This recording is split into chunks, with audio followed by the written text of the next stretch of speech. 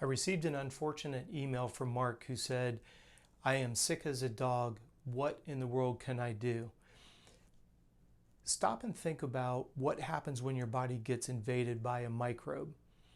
You notice that you run a fever, your body starts to become, super achy. The reason why your body is achy is because that virus has actually invaded your red blood cells, and the red blood cells start to begin, how if you look at a cell under a microscope, they're perfectly round.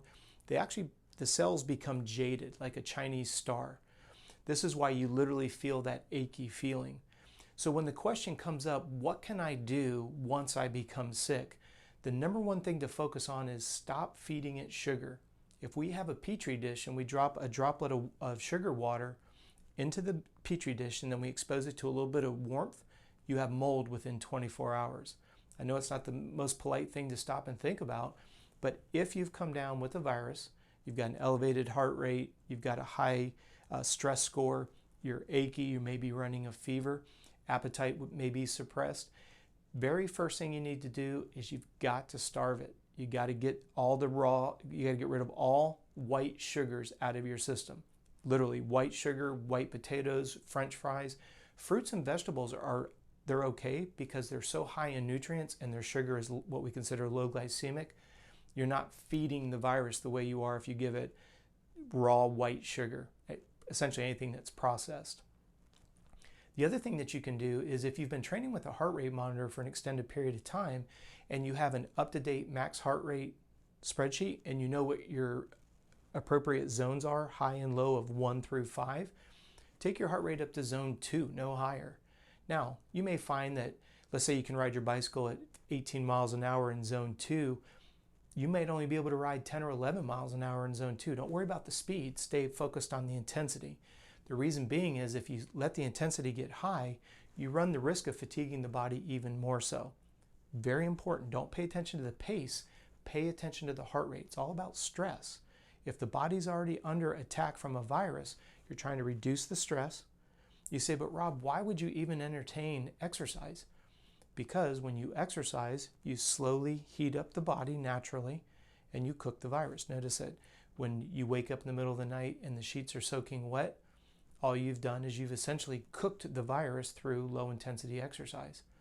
So if you can starve the virus, if you can cook the virus, you're going to shorten the life of it. There's a couple assumptions here that your diet is predominantly fruits, vegetables, and lean protein. And there's also a big assumption that you're getting 8 to 9 hours of sleep every night. Please don't send me any hate messages. I understand it's difficult to get 8, 9 hours. You have family, jobs, and all that. I get it. However, you've got to recognize that the human body cannot and will not improve if it doesn't get what it needs, food and sleep.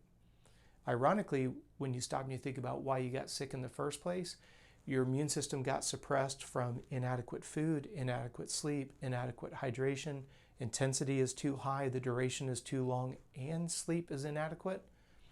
You're a prime candidate for getting sick. This video is all about answering the question, what do I do if I get sick? Now you have a couple ideas. So please, if you find yourself under the weather, this is the first couple things that you can do.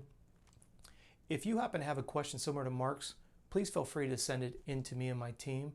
You can do so at contact@coachrob.com. It's always my desire to get you the answers that you're looking for so that we can improve your health and wellness.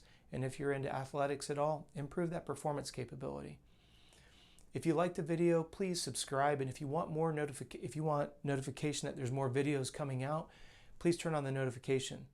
That way you'll know there's new videos available to you. It's our hope and our desire here to answer any and all frustrations that you may have and break up the quagmire of misinformation that's out there. So as always, thank you for watching these videos, and we'll see you again soon.